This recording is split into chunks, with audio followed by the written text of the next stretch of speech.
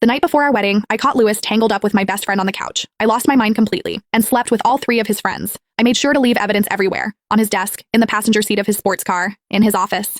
But when Louis found out, he just casually stubbed out his cigarette and made a group call. You slept with all of them? How was it? Laughter crackled through the phone. Pretty flexible. She was all right, just a little stiff. Nowhere near as fun as that actress I've been seeing.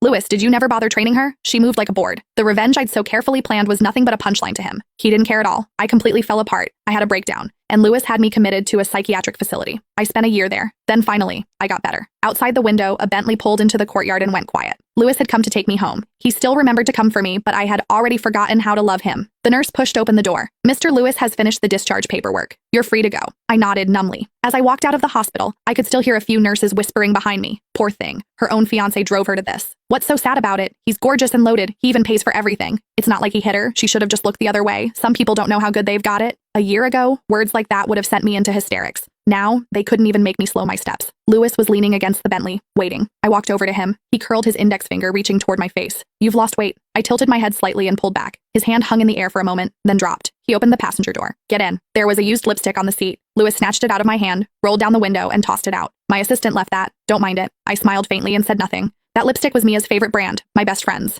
Not that it mattered anymore. I'd stopped caring a long time ago. At a red light, Louis tapped his fingers lightly on the steering wheel, then finally spoke. It's over between me and her. I threw out that couch. Got a new one in the style you like. A soft sound from me. He continued. I had the housekeeper clean your things every day. Nothing got dusty. Thank you. I smiled faintly. Louis glanced over at me, his expression unreadable. He reached into his pocket and pulled out a small, red velvet box. I had the ring remade, bigger diamond than before. Do you like it? I didn't take the box. Let's call off the wedding. Louis didn't take my words seriously. He just dropped the box into my lap. Enough of the drama. I slept with your best friend, you slept with my 3 friends, and you even came out 2 ahead. Call it even. The spot as my wife is still yours, I promised you that. Stop playing hard to get. I stared at the little box in my hands and said nothing. I just smiled, quietly and bitterly. I wasn't playing anything. I was simply leaving for somewhere else, somewhere quiet, a little village, nothing like the city where my parents were buried.